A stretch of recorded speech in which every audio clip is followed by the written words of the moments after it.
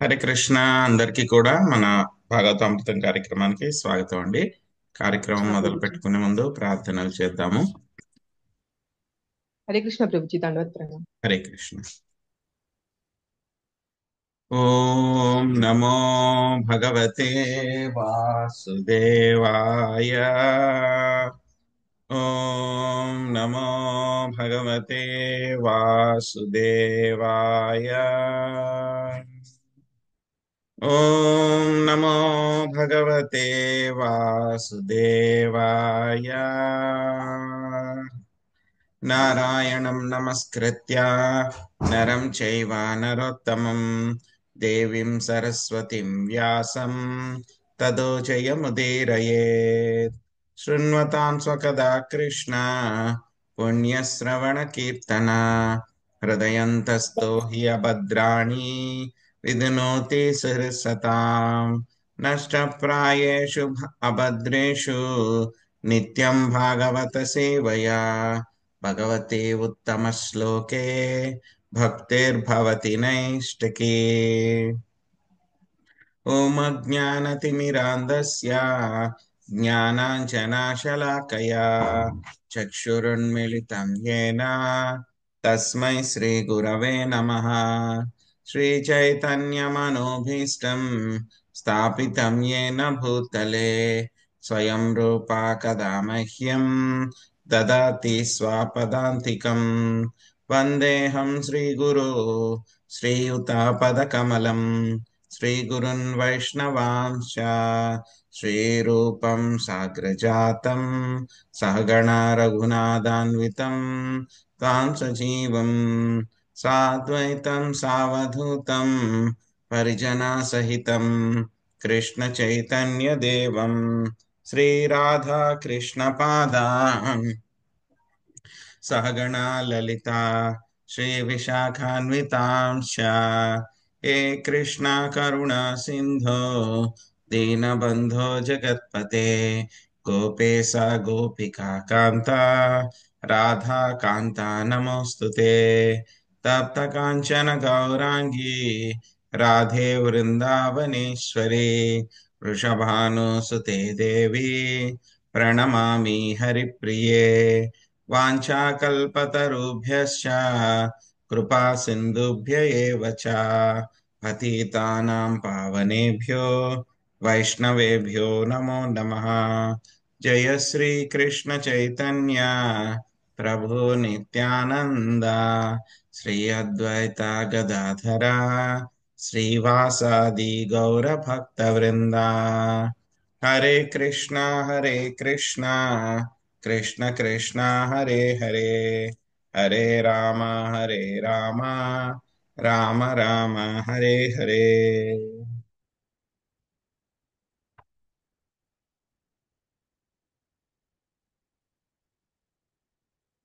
Hare Krishna. So ఈరోజు మనం 12వ అధ్యాయము కొత్త అధ్యాయం మొదలు పెట్టుకుంటాం. ఈరోజు ఈ యొక్క అధ్యాయం పేరు వృత్తాసురుని యశోమయ మరణము. హరే కృష్ణ. సో శాంతి మాతాజీ, మీరు మొదటి 2 పారాగ్రాఫ్లు చదవండి, తర్వాత 2 పారాగ్రాఫ్లు లక్ష్మీ మాతాజీ చదవండి. హరే కృష్ణ. 10వ అధ్యాయము వృత్రాసురుడు దేవతల నడుమ యుద్ధము. ఇంద్రునికి దధించి మాతాజీ, తొలుగా వృత్తాసురుని యశోమయ మరణము అధ్యాయం 12వ అధ్యాయం. సారీ ప్రభుజీ.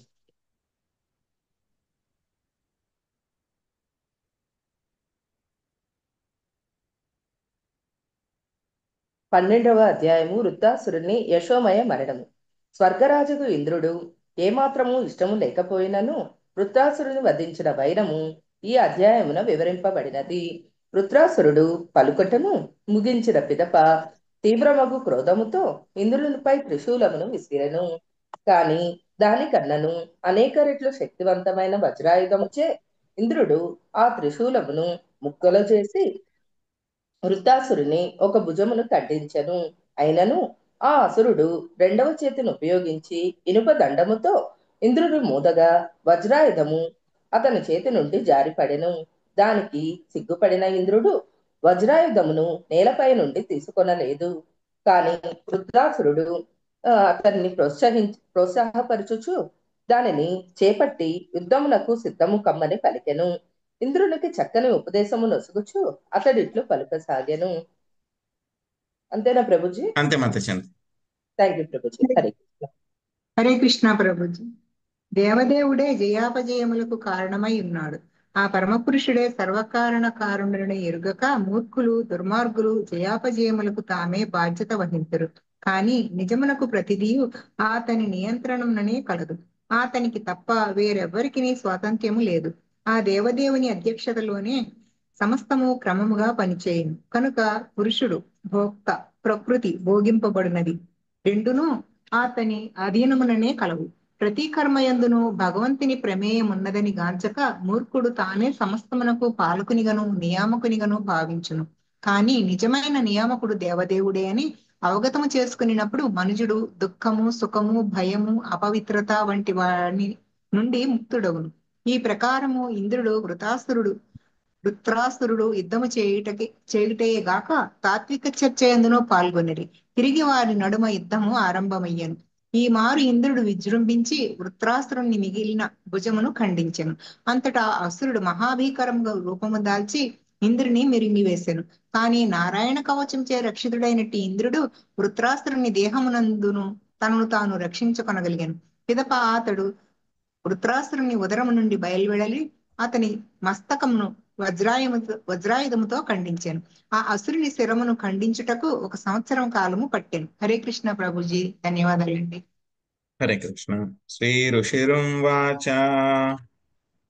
ఏవం జిహశృణృపదేహమోజో మృత్యుం పరం విజయాన్మన్యమాన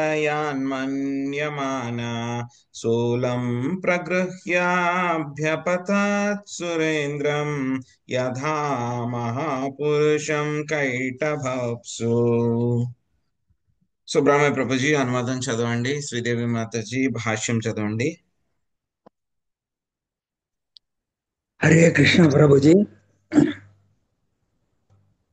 సుఖదేవ గోస్వామి పలికెను. శరీరమును త్యజింపగోరుచు వృత్రాసురుడు రణమునందు మరణమే విజయము కన్నను శ్రేష్టమని భావించెను. ఓ పరీక్షిన్ మహారాజా, విశ్వము ప్రళయమునకు గురి అయినప్పుడు కైటపుడు దేవదేవునిపై దాడి చేసిన చందమున అతడు త్రిశూలమును బట్టి అత్యంత వేగంగా ఇంద్రునిపై దాడి చేసెను.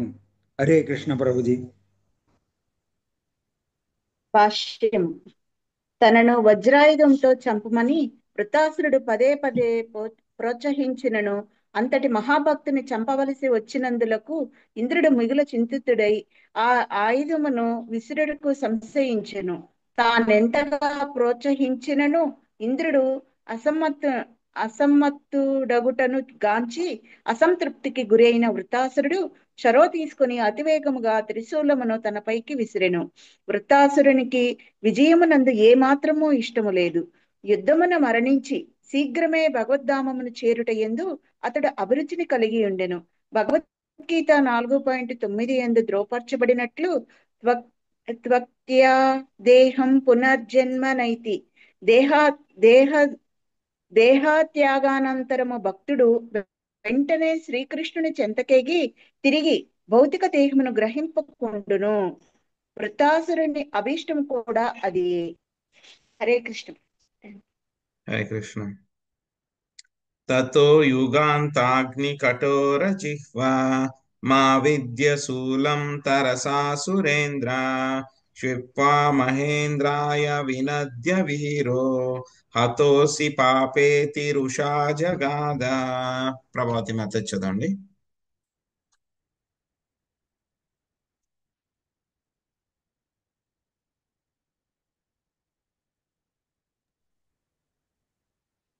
హరే కృష్ణ ప్రభుజీ. అసురవీరుడకు వృత్రాసురుడు పిదప ప్రళయాగ్ని శిథిలాల వంటి శిఖల వంటి కఠోరముకు మొనలు కలిగిన త్రిశూలమును త్రిపుచు, ఓ పాపి, ఇక నిన్ను చంపెదను అని బిగ్గరగా అరిచి దానిని అతివేగంతోనూ క్రోధంతోనూ ఇంద్రుని పైకి విసిరెను.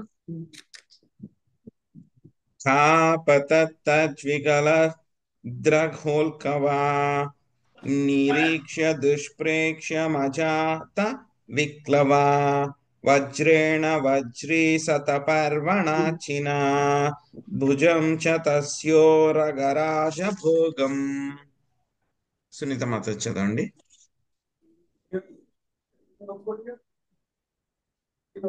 హరే కృష్ణ ప్రభుజీ. ఆకాశమున ఎగిరినట్టి వృత్రాసురుని త్రిశూలము దేదీప్యమానముగా ఉల్కను బోలెను. ఆ ఆయుధము దుర్నిరీక్షమైనను ఇంద్రుడు నిర్భయముగా దానిని వజ్రాయుధముతో తునాతునకలు చేసెను. దానితో పాటు సర్పరాజగు వాసుకి దేహము వలె నున్న అతని ఒక భుజమును ఖండించెను. Thank you Prabhuji. చిన్నైక బాహుపరిగేణ వృత్రా సంరబ్ధ ఆసాద్య గృహీత వజ్రం ఆనౌ తతాడేంద్రమథామరేభం వజ్రం చ హస్తాన్యపతన్మముఖేన. లక్ష్మీ నాగేశ్వరి మాత చదవండి. హరే కృష్ణ ప్రభుజీ. ధన్యవాదాలు. ఒక బాహువు ఖండించినప్పటికీ వృత్తాసురుడు క్రోధముతో ఇంద్రుని సమీపించి ఇనుపదండము చే అతని దవడపై కొట్టెను. ఇంద్రవాహనమగు ఏనుగును కూడా మోదెను. దానితో ఇంద్రుని హస్తమందలి వజ్రాయుధము జారి పడిపోయెను. హరే కృష్ణ ప్రభుజీ. వృత్రస్య కర్మాతి మహాద్భుతం తత్ సురాసురాశ్చారణ సిద్ధ సంజ్ఞా అపూజయంస్తత్ పురుహూత సంకటం నిరీక్ష్య హాహేతి విచుక్రు సుర్భృశం. రాజేశ్వరి మాత చదవండి. హరే కృష్ణ ప్రభుజీ. దేవతలు, దానవులు, చారణులు, సిద్ధగణము వంటి వివిధ లోకవాసులు వృత్రాసురుని కార్యమును ప్రశ్నించినను ఇంద్రుడు మహా విపత్తుల్లో ఉన్నాడని గ్రహించి అహంకారములు చేసిరి. హరే కృష్ణ. హరే కృష్ణ. ఇంద్రో న వజ్రం జగృహే విలజ్జిత శ్యుత్యం స్వహస్తాదరి సన్నిధౌ పునా తమాహ వృత్రో హర ఆప్తవజ్రో జహి స్వశత్రుం న విషాద కాల. లక్ష్మీ శ్రీనివాసుల మాత చదవండి. హరే కృష్ణ ప్రభుజీ. దండవత్ ప్రణామాలు. శత్రువు ఎదుట చేతి నుండి వజ్రాయుధము జారిపడగా ఇంద్రుడు దాదాపుగా పరాజితుడై మిగుల లజ్జితుడయ్యను. దానిని తిరిగి చేపట్టుటకు అతడు సాహసింపలేదు. కానీ వృత్రాసురుడు మాత్రము ఇంద్రుని సంబోధించుచు వజ్రాయుధమును తిరిగి చేపట్టి నీ శత్రువును సంహరింపుము, దురదృష్టమును తలుచుకొని ఒగచుటకు ఇది సమయము కాదు అని ప్రోత్సహించెను. హరే కృష్ణ ప్రభుజీ. ధన్యవాదాలు ప్రభుజీ. హరే కృష్ణ.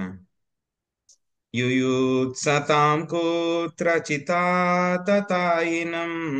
జయ సదైకత్ర న వై పరాత్మనాం వినైకముత్పత్తిలయా స్థితీశ్వరం సర్వజ్ఞమాద్యం పురుషం సనాతనం.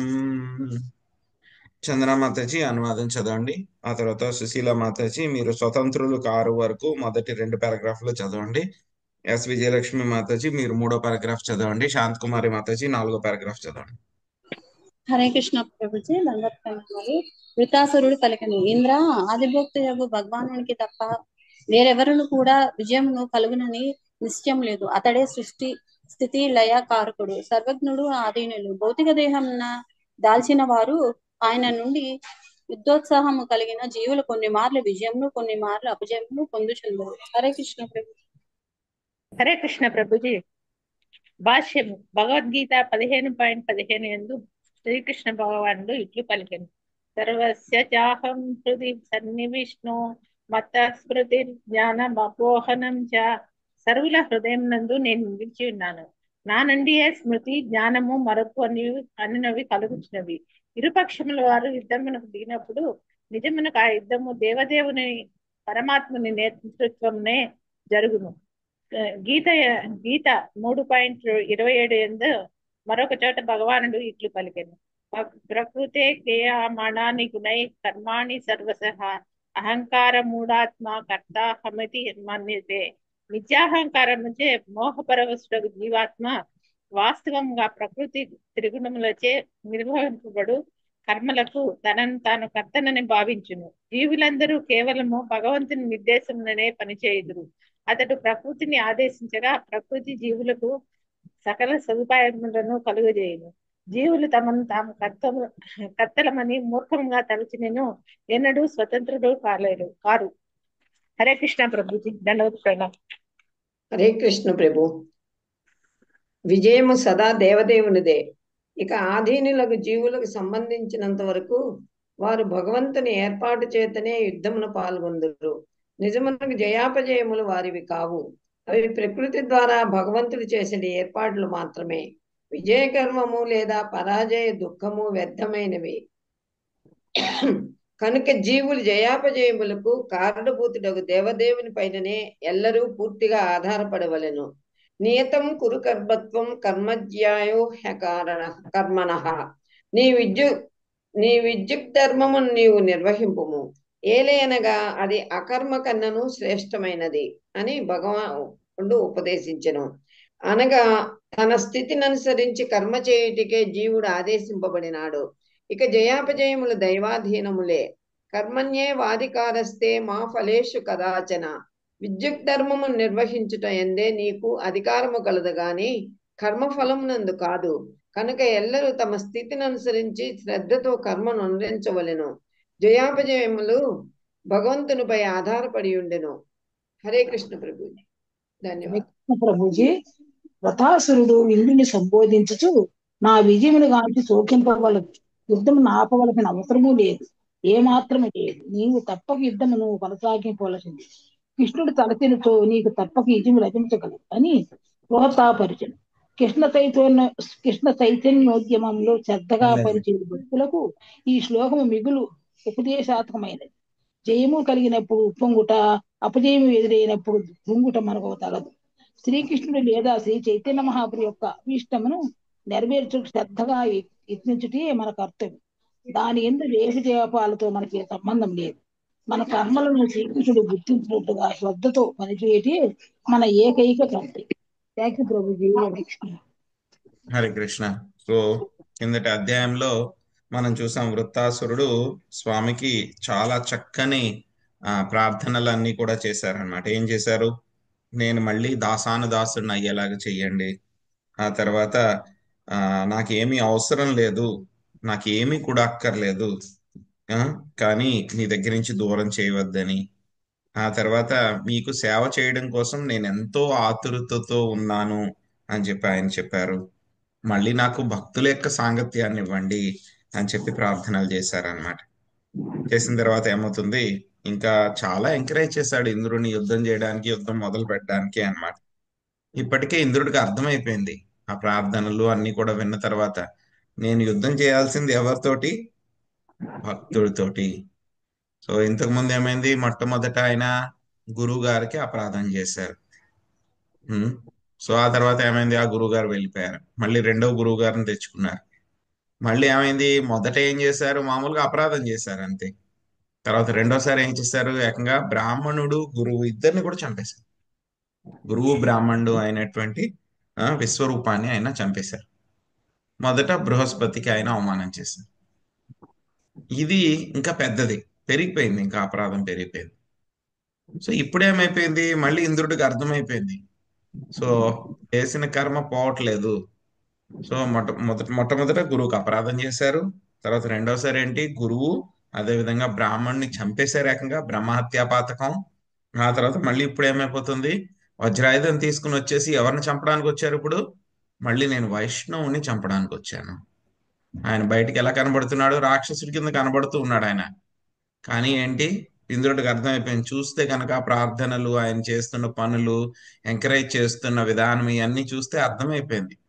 మామూలు రాక్షసులు అయితే కనుక ఎలాగోలాగా నేను ప్రయత్నించి యుద్ధంలో విజయం సాధించాలి అని చెప్పి ప్రయత్నిస్తారు. ఇతనేం చేస్తున్నాడు, నన్ను ఎంకరేజ్ చేస్తున్నాడు. సో మొట్టమొదటి చూసాం, ఏనుగుని ఆయన గదతోటి ఇంద్రుడు విసినటువంటి గదని మళ్ళీ ఇంద్రుడి మీదకి విసిరితే ఐరావతం దెబ్బతింది. మళ్ళీ ఇంద్రుడిని ఎంకరేజ్ చేశాం, చాలా యుద్ధం చేయమని చెప్పి. వజ్రాయుధం పట్టుకుని ఎందుకు యుద్ధం చేయట్లేదు, చిన్న చిన్న ఆయుధాలన్నీ ఎందుకు వాడుతున్నావు, వజ్రాయుధం వాడితే కనుక నేను ఫినిష్ అయిపోతాను కదా, అవన్నీ కూడా చెప్పారనమాట. ఇప్పుడు మళ్ళీ ఏం చేస్తున్నారు, ఇంకా డిసైడ్ అయిపోయారు అనమాట, ఇంద్రుడి చేతిలో నేను వజ్రాయుధంతో చనిపోతే కనుక ఇదే నాకు లాస్ట్ లైఫ్.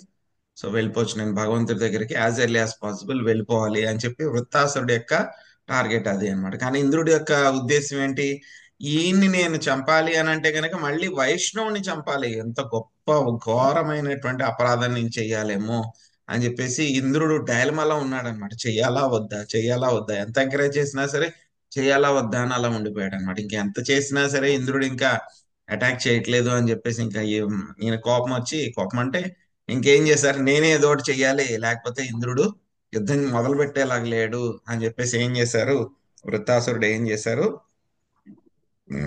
త్రిశూలాన్ని పట్టుకుని ఆ యొక్క త్రిశూలంతో ఇంద్రుడి మీద దాడి చేశారనమాట.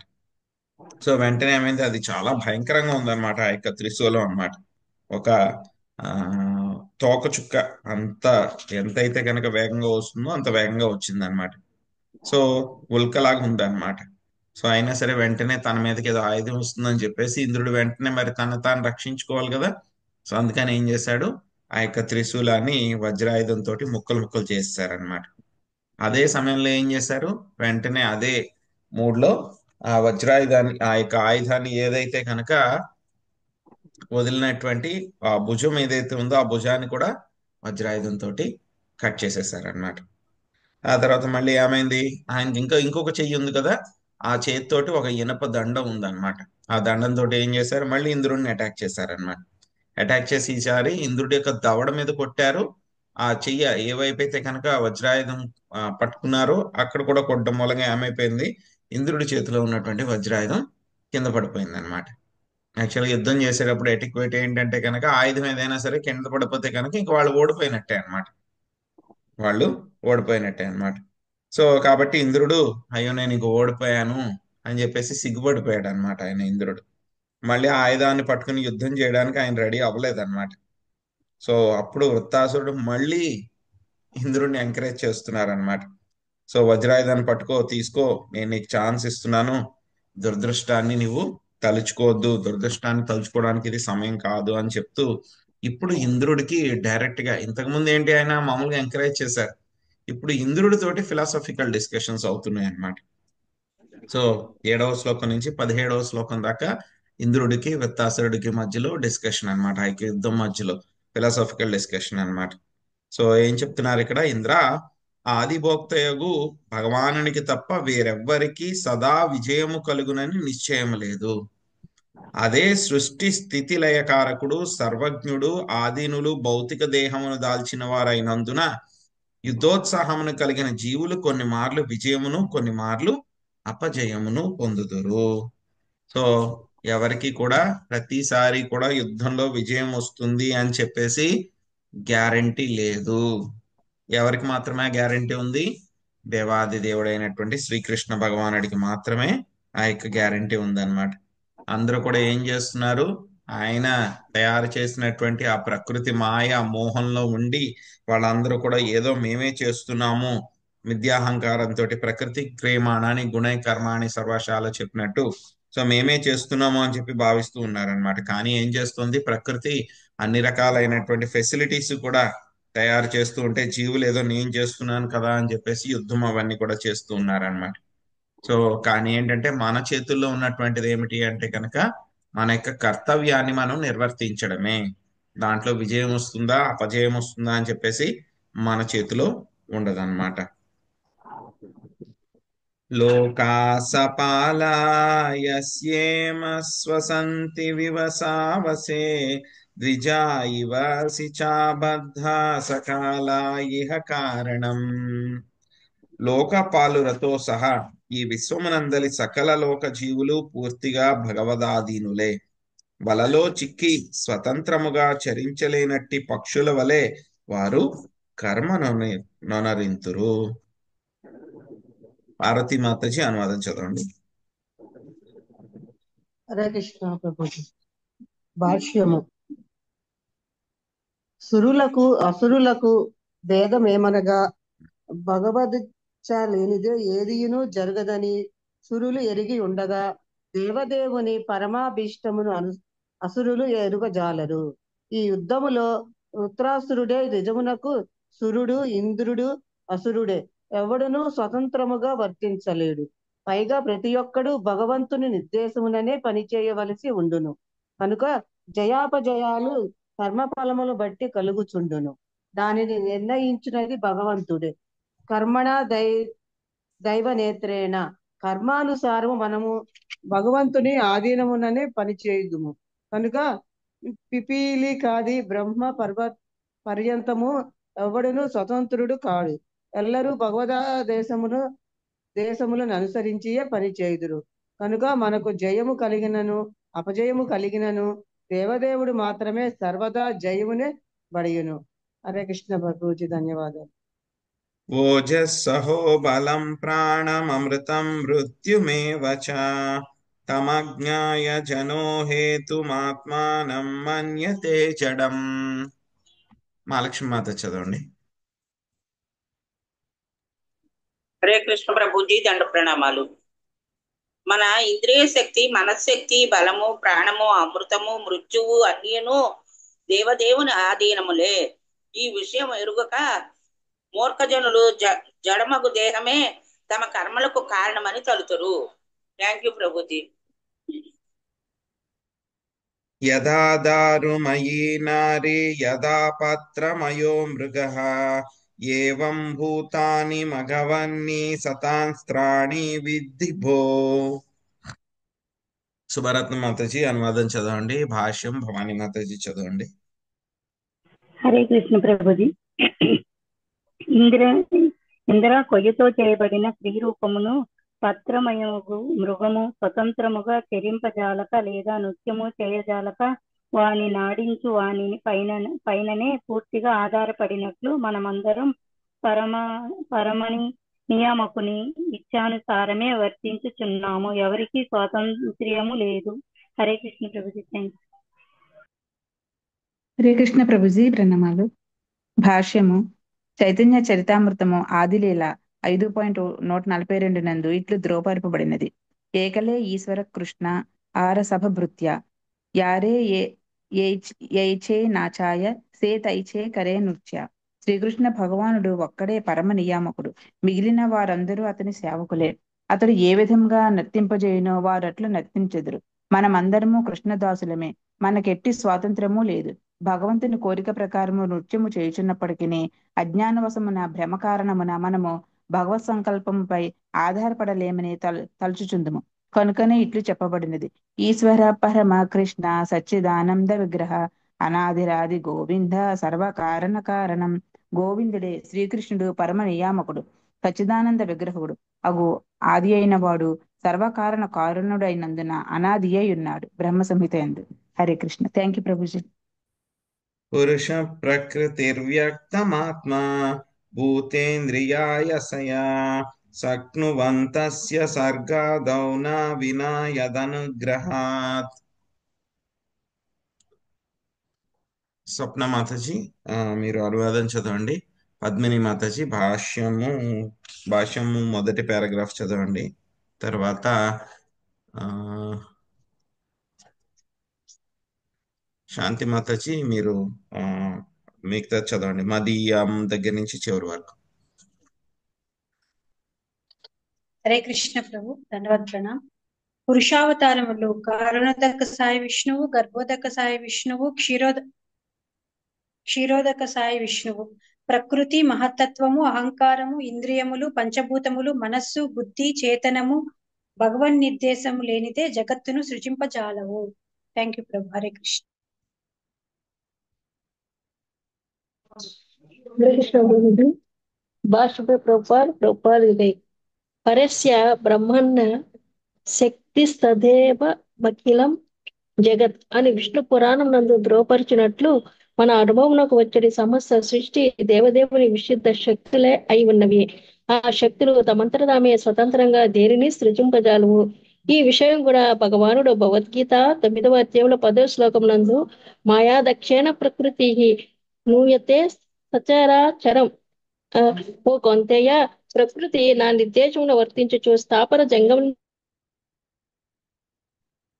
అని ధ్రువపరచను. అనగా కేవలము పరమ పురుషుని నిర్దేశమునందే చతుర్విశంతి తత్వములుగా ప్రకటమయ్యాడు.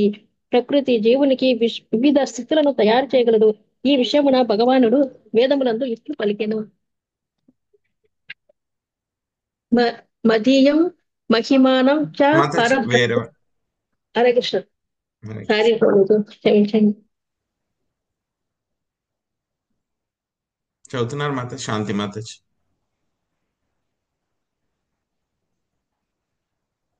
చందన మాత చదవండి. హరే కృష్ణ ప్రభుజీ. మదీయం మహిమానం చ పరబ్రహ్మేణ స్తబ్దితం వేదస్య అనుగ్రహీతం మే సంప్రసైరివ వృత్తం కృతి. సమస్తము నాశక్తి ప్రకటమే కనుక నేను పరబ్రహ్మని తెలియబడితిని. కనుక నా మహా మన్నితమగు కర్మలను గురించి నా నుండి ప్రతి ఒక్కరు వినవలను. భగవద్గీత 10.2 యందు శ్రీకృష్ణ భగవానుడు అహమాది దేవానం సమస్త దేవతలకు నేనే మూలము అని పలికను. అనగా దేవదేవుడే సమస్తములకు ఆదే ఉన్నారు. ఎవరికి స్వతంత్రము లేదు. శ్రీల మధ్వాచార్యులు కూడా ఈ విషయమున్న అనీస జీవ రూపేణ అని పలికిరి. జీవుడు అనీసుడు అని సదా నియమింపబడేది వాటి కానీ నియామకుడు కాదు. కనుక జీవుడు తాను ఈశ్వరుడని స్వతంత్రుడని గర్వించినచో అది అతని మూర్ఖత్వమే అవును. అట్టి మూర్ఖత్వము రాబో శ్లోకంలో వివరించబడినది. హరే కృష్ణ. హరే కృష్ణ. సో ఏం చెప్తున్నారు ఇక్కడ? సో వృత్తాసురుడు చెప్తున్నారు అన్నమాట. ఏం చేస్తుంది? మొత్తం జీవులందరినీ కూడా ఈ యొక్క సమయము అనేటువంటిది, కాలము అనేటువంటిది ఏమిటి, జీవులందరినీ కూడా నియంత్రిస్తూ ఉంది. సో అన్ని రకాలైనటువంటి గ్రహాలు, ఆ గ్రహాల్లో ఉండేటువంటి లోక అధిపతులు అందరూ కూడా ఎలా ఉన్నారంట? వాళ్ళందరూ కూడాను వలలో చిక్కుకున్నటువంటి పక్షుల్లాగా ఉన్నారు. వాళ్ళందరూ కూడా ఒక వలలో చిక్కుకున్నటువంటి పక్షి ఏ విధంగా అయితే కనుక కర్మలు చేస్తుందో అదే విధంగా మొత్తం ఈ భౌతిక ప్రపంచంలో ఉన్నటువంటి జీవులందరూ కూడా కర్మలు వాళ్ళు చేస్తూనే ఉన్నారు. సో వాళ్ళందరికీ కూడా ఏంటి, కాలం వలనే వాళ్ళకి విజయము అపజయము అనేటువంటివి కలుగుతూ ఉన్నాయి. సో ప్రతి ఒక్కటి కూడా ఆయన మీదే ఆధారపడింది అని చెప్తున్నారనమాట. కాలం ఎవరు? సో కాలోస్మి అని చెప్పారు కదా మనకి భగవద్గీతలో 11వ అధ్యాయంలో అర్జునుడు అడిగినప్పుడు చెప్పారనమాట. సో ఎవరు మీరు, ఎందుకు ఇక్కడికి వచ్చారు మహాపురుష, ఏంటి మీ ఉద్దేశం ఏమిటి అంటే కనుక టైం ఐఆమ్, కాలాన్ని నేను, ఇక్కడ ఉన్నటువంటి వాళ్ళని, నిన్ను పాండవుల్ని తప్పితే మిగతా వాళ్ళందరినీ కూడా నేను నాశనం చేయడానికి ఇక్కడికి వచ్చాను అని చెప్పేసి స్వామి మనకు చెప్పారనమాట. సో అదే విషయాన్ని ఇక్కడ మళ్ళీ వృత్తాసురుడు కూడా చెప్తున్నారనమాట. సో మొత్తం అంతా కూడా కాల ప్రభావమే. ఈ యొక్క కాలమే ఏం చేస్తుంది? మొత్తం అన్నింటినీ కూడా నియంత్రిస్తూ ఉంటుంది. వేటిని నియంత్రిస్తూ ఉంటుంది? మన ఇంద్రియ శక్తి, మనశక్తి, బలము, ప్రాణము, అమృతము, మృత్యువు. సో ఇవన్నిటినీ కూడా నియంత్రించేటువంటిది కాలం ద్వారా స్వామి వీటిలన్నిటిని కూడా నియంత్రిస్తూ ఉన్నారనమాట. సో కానీ ఇది తెలుసుకోలేనటువంటి మూర్ఖ జనులు ఏం చేస్తున్నారు? జడమైనటువంటి దేహము తమ కర్మలు కారణము అని చెప్పి వాళ్ళు అనుకుంటూ ఉన్నారనమాట. సో చూస్తాం మనం చరిత్రలో ఎంతో పెద్ద పెద్ద రాజులు, గొప్ప గొప్ప సామ్రాజ్యాలు అన్ని కూడా ఉన్నాయి, మనం చరిత్రలో చదువుకుంటాం. సో ఏమవుతుంది? ఒక 4-5 జనరేషన్స్, మహా అయితే ఒక 10 జనరేషన్స్ తర్వాత ఏమైపోతుంది? అటువంటి ఎంత పెద్ద గొప్ప సామ్రాజ్యం అయినా సరే కాల ప్రభావం వలన ఏమైపోతుంది? నాశనం అయిపోతుంది. సో ఎందుకు, ఎలాగ నాశనం అయిపోయింది అంటే కనుక ఎవరు చెప్పలేరు. అది ఎలాగొచ్చింది అంటే కూడా ఎవరో చెప్పలేరు. ఎందుకంటే అవన్నీ కూడా కాల ప్రభావం మూలంగా అవన్నీ కూడా జరుగుతూ ఉన్నాయి. సో కాలమే ఏం చేస్తుంది, మనం కూడా చూస్తాం మన శరీరంలో కూడా. సో మొదట్లో మనకి శక్తి ఉంటుంది, ఆ తర్వాత ఏమవుతుంది, మనకి వయసు అయ్యే కొద్దీ కూడా ఏమవుతుంది, మనకి ఇంద్రియ శక్తి, మనశక్తి, బలము ఇవన్నీ కూడా తగ్గిపోతూ ఉంటాయి. సో ఇవన్నీ కూడా ఎవరికి నియంత్రణలో ఉన్నాయి, స్వామి యొక్క నియంత్రణలో ఉన్నాయన్నమాట. సో ఎలా అయితే కనుక మనకి చెక్క బొమ్మలు ఉంటాయి కదా, సో ఆ చెక్క బొమ్మలు చిన్నపిల్లలు ఆడుకుంటూ ఉంటారు. ఉమ్, చెక్కతో చేసినటువంటి బొమ్మలు అన్నమాట. ఆ తర్వాత ఏం చేస్తూ ఉంటారు, కొన్ని తోలు బొమ్మలతో కూడా తోలు బొమ్మలు కూడా ఉంటాయి, వాటిని కూడా తయారు చేస్తారు. సో అవన్నీ కూడా ఎలా అయితే కనుక ఆడిస్తూ ఉంటారు తోలు బొమ్మలు ఆడించే వాళ్ళు. సో ఎలా అయితే కనుక వాటిని ఆడిస్తూ ఉంటారో అవి ఆడుతూ ఉంటాయి. అలాగే మనం అందరం కూడా శ్రీకృష్ణ భగవానుడి యొక్క ఇచ్ఛానుసారమే మనము అంతా కూడా డాన్స్ చేస్తూ ఉన్నాము. సో మనకి ఎటువంటి స్వతంత్రము లేదు అని చెప్పి చెప్తున్నారు అనమాట ఇక్కడ. సో అదే మనకి చైతన్య చరితామృతాలో వచ్చింది, శ్రీకృష్ణ భగవానుడు ఒక్కడే దేవాతి దేవుడు, మిగతా వాళ్ళందరూ కూడా ఎవరు, అందరూ కూడా ఆయన యొక్క సేవకులు. ఆయన ఎలాగ ఆడిస్తే కనుక అందరూ కూడా అలాగా ఆడుతూ ఉన్నాము. సో అని చెప్పి చెప్తున్నారనమాట. సో ఇంకా ఏం చెప్తున్నారు, మనకి ఈ యొక్క పురుషావతారాలు, కారణోదక సాయి విష్ణువు, గర్భోదక సాయి విష్ణువు, క్షీరోదక సాయి విష్ణువు. సో ఇదంతా కూడా మనకి సృష్టిలో మనం చదువుకున్నాం అన్న అదంతా కూడా 3వ స్కందంలోను మళ్ళీ 2వ స్కందంలో కూడా చదువుకున్నాం. ప్రకృతి, మహత్తత్వము, అహంకారము, ఇంద్రియాలు, పంచభూతాలు, మనసు, బుద్ధి, కాన్షియస్నెస్, చేతన, ఇవన్నీ కూడా ఆయన యొక్క నిర్దేశం లేనిదే ఈ యొక్క జగత్తును సృజింపజాలవు. క్రియేషన్ కూడా జరగాలి అంటే కనుక వీటిలన్నిటి ద్వారా మాత్రమే ఈ యొక్క సృష్టి అనేది జరుగుతుంది.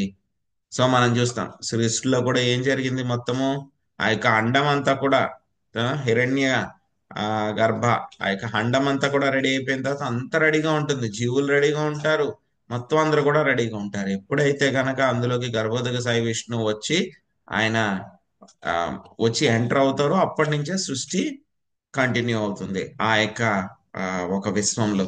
అదే విధంగా మనం చూస్తాం భౌతిక ప్రకృతి అంతా కూడా రెడీగా ఉన్నా ఎప్పుడైతే కనుక కారణోదక సాయి విష్ణువు వచ్చి ఒక చూపు చూస్తారు, చూపు ద్వారా ఆయన గ్రీన్ సిగ్నల్ ఇస్తారనమాట చేయమని, అప్పుడు మళ్ళీ సృష్టి అనేది ప్రారంభమవుతుంది.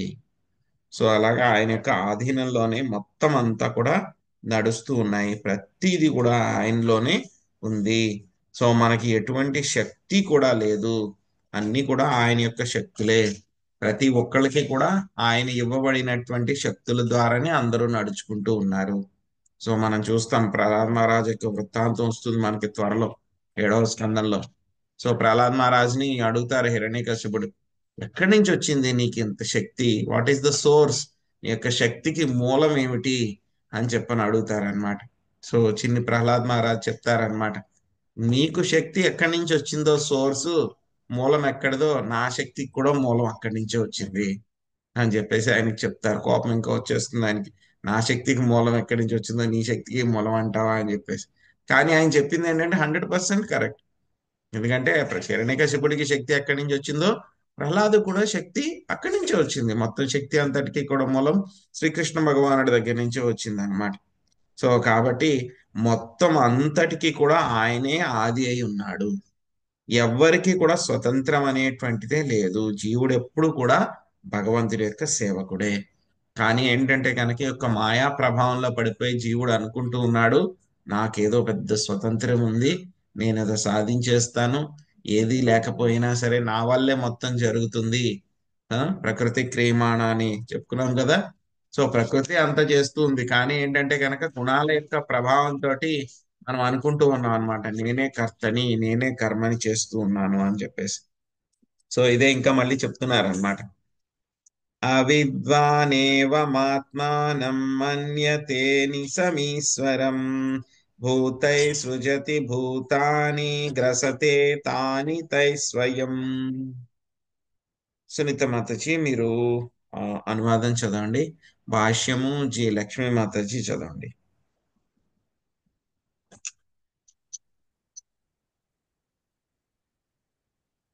మ్యూట్ లో ఉన్నారు మాతాజీ.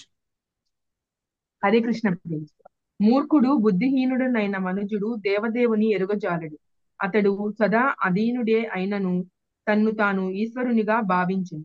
కర్మఫలముగా తల్లిదండ్రులచే భౌతిక దేహం సృజింపబడి జంతువు పులిచే కబలింపబడిన చందమున ఇంకొకనిచే నశింపజేయబడును అని అని ఎవడేని తలచినచో అది సరియైన అవగాహనము కాదు. దేవదేవుడే జీవులను జీవుల ద్వారా సృజించి కబలించుచుండును. Thank you Prabhuji. హరే కృష్ణ. భాష్యం. కర్మమీమాంసను అనుసరించి మనుజుని కర్మయే సమస్తమునకు కారణము కనుక ఏ పనియు చేయవలసిన అవసరం లేదు. ఈ నిర్ణయమునకు అరుదించువారు నిక్కముగా మూర్ఖులే. తండ్రి పిల్లవానికి జన్మనొసు కార్యమును స్వతంత్రముగా నిర్వహింపబడు. దేవదేవునిచే ప్రేరేపితుడై అతడు ఆ కార్యమును చేయను. శ్రీకృష్ణుడే స్వయముగా భగవద్గీత 15:15 యందు పలికినట్లు సర్వస్య చాహం హృది సన్నివిష్టో మత్త స్మృతిర్జ్ఞానమపోహనంచ. ఆ దేవదేవుడే ఎల్లరి హృదయములలో నిలిచి ఉన్నాడు. అతని నుండియే స్మృతి, జ్ఞానము, మరుపు కలుగుచున్నవి. హృదయమునందు ఆసీనుడైనట్టి భగవాను నుండి ఆదేశమును బడైనదే ఎవ్వడను సృష్టి కార్యమునకు ఉద్యుక్తుడు కాడు. అనగా తల్లిదండ్రులు జీవునికి సృష్టికర్తలు కారు. కర్మానుసారము జీవుని తండ్రి వీర్యము నందుంచగా అతడు దానిని తల్లి గర్భమున ప్రవేశపెట్టును. పిదప తల్లిదండ్రుల దేహము ప్రకారము యథాయోని యథాబీజం జీవుడు దేహమును గ్రహించి సుఖదుఖములను అనుభవించును. కనుక జీవుని జన్మకు మూల కారణం భగవానుడే. అదే రీతిగా జీవుని మరణమునకు కూడా భగవానుడే కారణం. ఎవ్వడునూ స్వతంత్రుడు కాడు. ప్రతి ఒక్కడు పరతంత్రుడే. నిజమైన సారాంశం ఏమనగా కేవలము శ్రీకృష్ణ భగవానుడే పూర్ణ స్వతంత్రుడు. హరే కృష్ణ ప్రభుజీ. ధన్యవాదాలు. హరే కృష్ణ. సో కొంతమంది ఏంటంటే కనుక యొక్క కర్మ మీమాంస సిద్ధాంతం అని చెప్పి చెప్తూ ఉంటారు అన్నమాట. సో వాళ్ళ లాజిక్ ఏం చెప్తారు అని అంటే కనుక మనం కర్మ చేస్తున్నాము, ఆ కర్మ చేసినది కరెక్ట్ గా ఉంటే కనుక ఎవరైనా సరే ఫలితాన్ని ఇవ్వాల్సిందే. దేవతలైనా సరే ఏదైనా ఒక మంచి పని చేస్తే కనుక దేవతలకు మనకు పుణ్యం వస్తుంది కాబట్టి దేవతలు ఎలాగైనా సరే ఆ ఫలితాన్ని ఇవ్వాల్సిందే. మనం ఏదైనా సరే తప్పు చేస్తే కనుక పాపం వస్తుంది కాబట్టి ఆ పాప కర్మలు ఆటోమేటిక్గా వస్తాయి కాబట్టి ఫలితాన్ని ఇవ్వాల్సిందే. అలాగే మనం ఏదైనా సాధించాలి అని అంటే కనుక మనం కర్మ చేస్తే కనుక భగవంతుడైనా సరే మనం కర్మ చేస్తే కనుక ఇవ్వాల్సిందే అని చెప్పేసి వీళ్ళు ఈ విధంగా కర్మ మీమాంస సిద్ధాంతం అని అంటారనమాట. సో దాన్ని చెప్తారనమాట. వాళ్ళ గురించి ఇక్కడ క్లియర్ గా చెప్తున్నారు ఈ యొక్క శ్లోకంలో. రూపాద్ గారు కూడా మనకి భాష్యంలో చెప్పారనమాట. ఎవరైతే కనుక ఒక కర్మ మీమాంస సిద్ధాంతాన్ని పట్టుకొని పాటిస్తూ ఉంటారో, సో మనం భగవంతుడికి భక్తి చేయాల్సిన అవసరం లేదు, కర్మ చేస్తే చాలు అని చెప్పి ఎవరైతే చెప్తూ ఉంటారో వాళ్ళని ఏం చెప్తున్నారు? మూర్ఖులు. వాళ్ళు మూర్ఖులు అని చెప్తున్నారు. ఎందుకంటే కనుక మనకి భగవద్గీతలోనే వస్తుంది, మనకి 18వ అధ్యాయంలో ఏదైనా సరే ఒక కర్మను చెయ్యాలి అంటే కనుక 5 రకాలైనటువంటి కారణాలు ఉంటాయి మొత్తం. అందులో మనం చేసేటువంటి కర్మ ఏంటంటే కనుక మనం జస్ట్ ఒక 20% మాత్రమే, మిగతా 80% మన కంట్రోల్లో లేదు. అంటే మెజారిటీ మన కంట్రోల్లో లేదు. కానీ ఏంటంటే కనుక నేనే చేసేస్తున్నాను, అంతా నా వల్లే జరిగింది, నేను లేకపోతే కనుక ఏది జరగదు అని చెప్పేసి మనం చాలా మూర్ఖంగా ప్రవర్తిస్తూ ఉన్నాం అన్నమాట. యాక్చువల్గా మనం ఒక శరీరం నుంచి ఇంకొక శరీరానికి వెళ్ళినప్పుడు సో మనతో పాటు యొక్క కర్మలన్నీ కూడా వస్తూ ఉంటాయి. వచ్చినప్పుడు అంతకు ముందు శరీరంలో మనం ఏదో ఒక కర్మ చేసి వదిలిపెట్టేసి ఉంటాం, ఇంకా పూర్తి చేసి ఉండకపోవచ్చు, ఇంకా మనకు ఆ కోరిక ఉండొచ్చు అది పూర్తి చేయాలి అని చెప్పేసి. సో మళ్ళీ ఇంకో జన్మ తీసుకున్నప్పుడు ఎవరు గుర్తు చేస్తున్నారు మనకు అదే కర్మం చేయమని చెప్పి? ఎవరు గుర్తు చేస్తున్నారు? అది స్వామి గుర్తు చేస్తున్నారు అన్నమాట. సర్వస్య చాహం హృది సన్నివిష్టో మత్త స్మృతిర్జ్ఞానమపోహనం చ వేదైశ్చ సర్వైరహమేవ వేద్యో వేదాంత కృత్వేద విదేవ చాహం. ఏం చెప్తున్నారు? మొత్తం జీవులందరి హృదయాల్లో ఆయన ఉంటారు. నేను మీకు వచ్చేటువంటి జ్ఞాపక శక్తి, మరపు అన్ని కూడా నేనే ఇస్తున్నాను. ఇంతకు ముందు జన్మలో మనం ఏదో చేయాలని అనుకుంటాం, మర్చిపోయాం మనం, కానీ మళ్ళీ అది మనం చేస్తాం వచ్చే జన్మలో. దాన్ని ఎవరు గుర్తు చేస్తున్నారు మనకి? మన యొక్క హృదయంలో ఉన్నటువంటి స్వామి గుర్తు చేస్తున్నారు. ఒకవేళ మనకు అది గుర్తు రాకపోయింది అనుకోండి, మనం చేయలేం, ఆ పని చెయ్యం, మనం చేయలేం. సో ఇలాగే మనకి అంత పెద్ద ఎగ్జాంపుల్ ఎందుకు, ఏదైనా ఒక విషయం ఉంది, మన ఇంట్లో పడుకునే ముందు ఏదో ఒక పని మనం చేస్తూ ఉండొచ్చు, మనకి నిద్ర వచ్చేసి ఉంటుంది.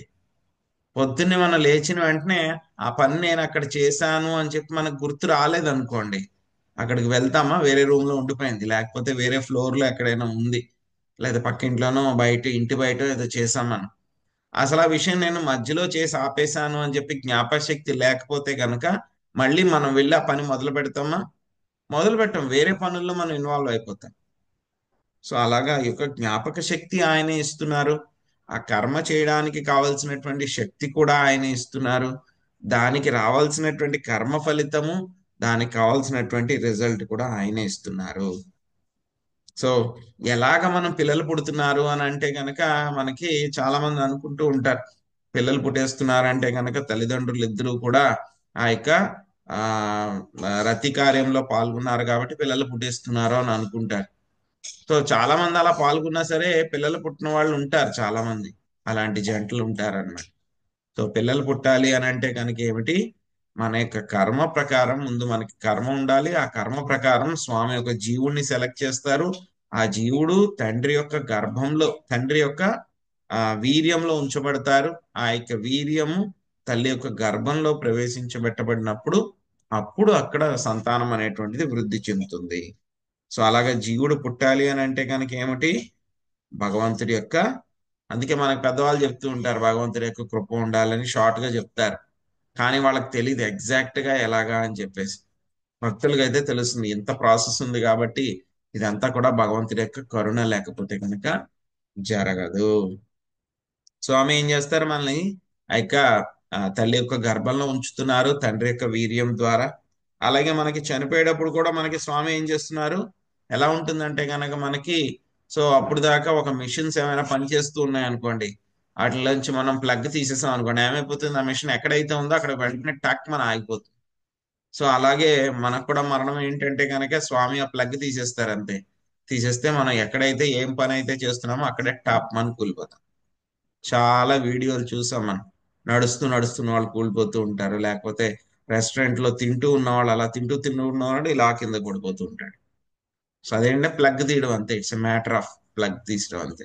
ప్లగ్ తీస్తే ఎలాగైతే కనుక ఫ్యాన్ తిరుగుతూ ఉంటుందని మనం జస్ట్ స్విచ్ కట్టేస్తే ఏమైపోతుంది, వెంటనే టాక్ మన ఆగిపోతుంది, అది స్లోగా తిరుగుతుంది బట్ ఆగిపోతుంది. సో అలాగే మనకు కూడా స్వామి ప్లగ్ తీసేస్తే కనుక మనం ఆ శరీరంలో ఇంకా ఉండవు అన్నమాట. అంత జరుగుతున్నా సరే మనం ఇది అర్థం చేసుకోకుండా వెర్రవీగుతూ ఉంటాం అన్నమాట. తర్వాత ఆయుష్ గురించి ఇక్కడ చెప్తూ ఉన్నారన్నమాట. ఆయు శ్రీ కీర్తిరైశ్వర్యమాశిషా పురుషస్య యా భవంత్యేనాహి తత్కాలే యథా నిత్యోర్విపర్యయా. విజయలక్ష్మి మాతాజీ మీరు అనువాదం చదవండి, తర్వాత భాష్యం ప్రభావతి మాత చదవండి. హరే కృష్ణ ప్రభుజీ.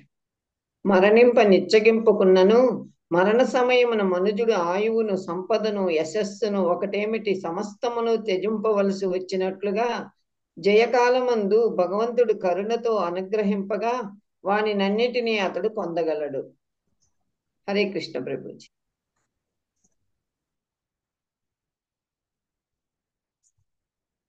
హరే కృష్ణ. ప్రభావతి మాతాజీ ఉన్నారా? స్వప్న మాత చదవండి. హరే కృష్ణ ప్రభు. భాష్యం.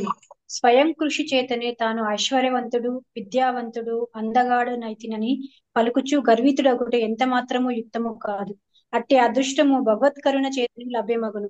ఇంకొక కోణములో చూచినచో ఎవ్వడునూ మరణింపగోరడు, ఎవ్వడునూ బీదవాడు లేదా కురూపి కాగోరడు. అయినను తన అభిష్టమునకు భిన్నముగా జీవుడేలా అట్టి అవాంఛిత కష్టములను ఎదుర్కొనుచున్నాడు.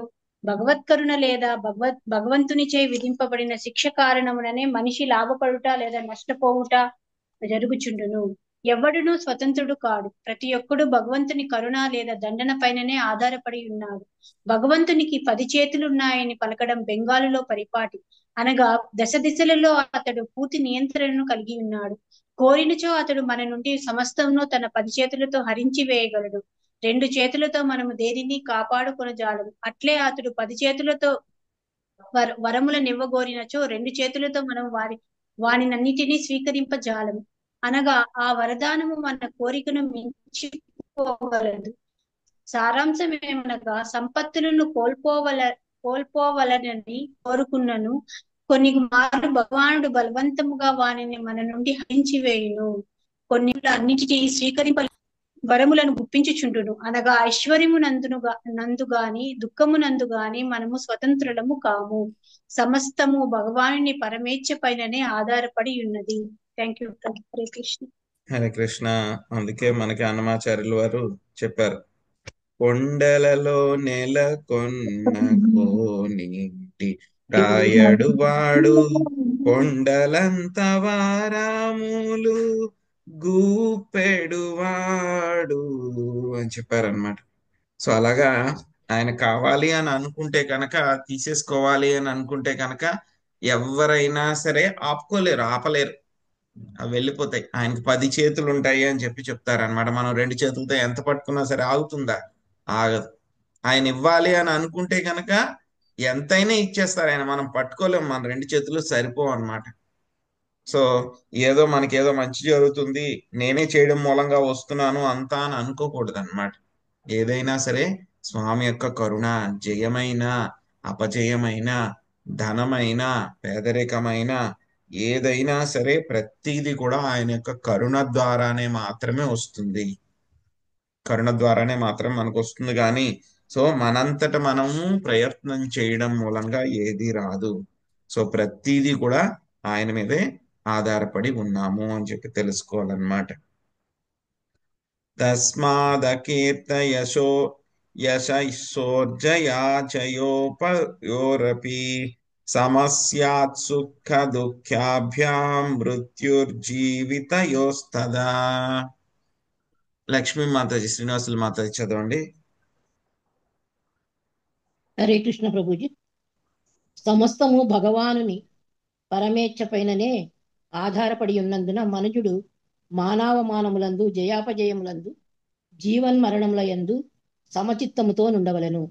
సుఖదుఖాది వాని ప్రభావములతో అతడు వ్యాకుల పడక సమభావమును కలిగి ఉండవలెను. హరే కృష్ణ ప్రభుజీ. ధన్యవాదాలు. హరే కృష్ణ. సత్వం రజస్తమ ఇతి ప్రకృతిర్నత్మనో గుణ తత్ర సాక్షిణమాత్మానం యో వేదాసన బధ్యతే. శాంతి మాతాజీ మీరు అనువాదం చదవండి. సుబ్రహ్మణ్య ప్రభుజీ భాష్యం చదవండి. హరే కృష్ణ. సుఖదేవ గోస్వామి పలికెను, రుద్రాసురుని నిష్కపటములు మాతాజీ 15 మాతాజీ 15వ శ్లోకానికి భాష్యం.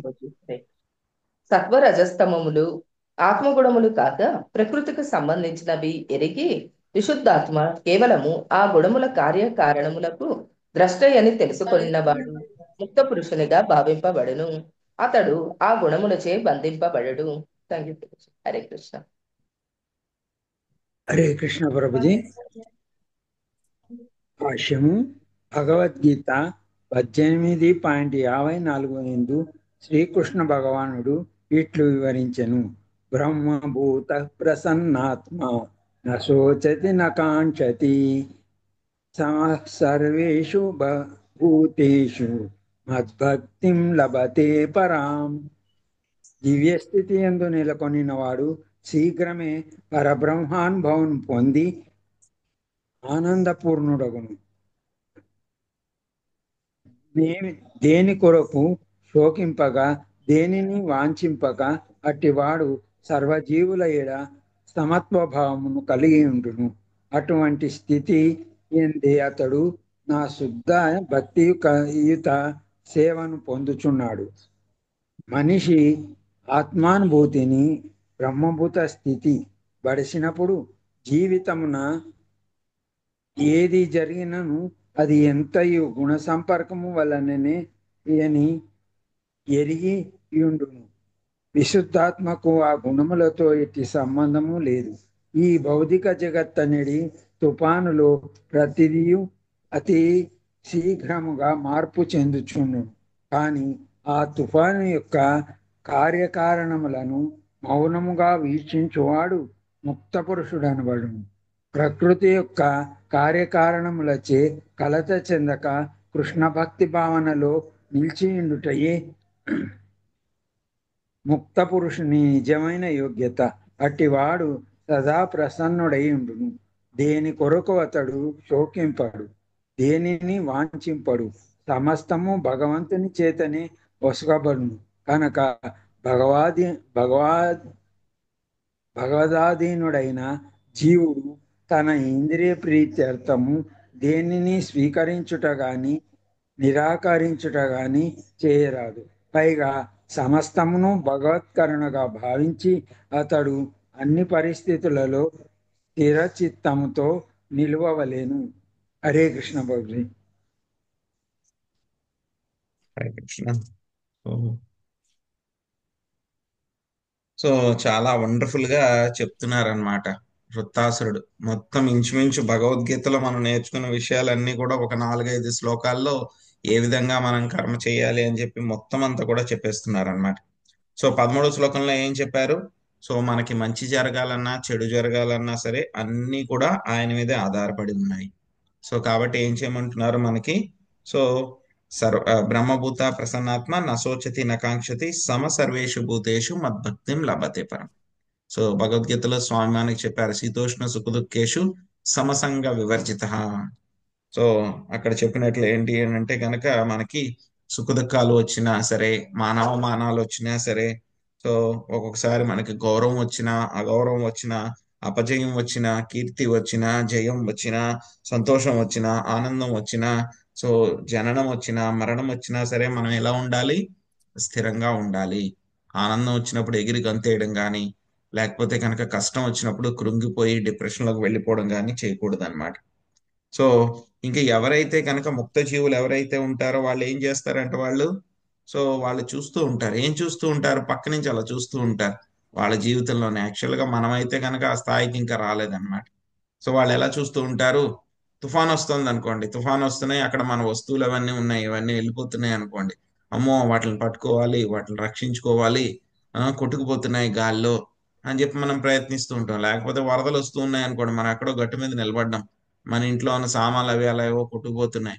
సో మనం ఊరికనే ఉంటాం, పరిగెత్తుకుని వెళ్ళి ఒకటైనా రెండైనా ఎన్ని మిగిలితే అని కాపాడుకోవాలని చెప్పి ప్రయత్నిస్తూ ఉంటాం. కానీ ఒక ముక్త పురుషులు అయితే కనుక ఏం చేస్తారంట? అలా చూస్తూ ఉంటారంట అంతే. ఏదైతే ఏదో అవుతుంది, ఆయన ఇవ్వాలనుకుంటే ఇస్తారు, తీసుకెళ్ళిపోవాలనుకుంటే తీసుకెళ్ళిపోతారు. నాకు రెండు సమానమే. ఇవన్నీ కూడా సత్వరజస్తమములు ఏవైతే ఉన్నాయో అవన్నీ కూడా ఆత్మ యొక్క లక్షణాలు కాదు, అవన్నీ కూడా ప్రకృతికి సంబంధించినటువంటి లక్షణాలు అని చెప్పి తెలుసుకున్న ఆ యొక్క ముక్త పురుషుడు ఆ యొక్క గుణాల్లోంచి బయటపడి ఉంటాడు అన్నమాట. సో ఆ విధంగా చేసేటువంటి వాళ్ళని ముక్త పురుషులు అంటారు అనమాట. సో వాళ్ళు ఏం చేస్తున్నారు అని చెప్పారు. ఇంకా తర్వాత వృత్తాసురుడు ఏం చెప్పారు అనేటువంటిది మళ్ళీ మనం రేపు కంటిన్యూ చేద్దామండి. హరే కృష్ణ. హరే కృష్ణ ప్రభుజీ, ధన్యవాదాలు. హరే కృష్ణ. హరే కృష్ణ ప్రభుజీ, ధన్యవాదాలు.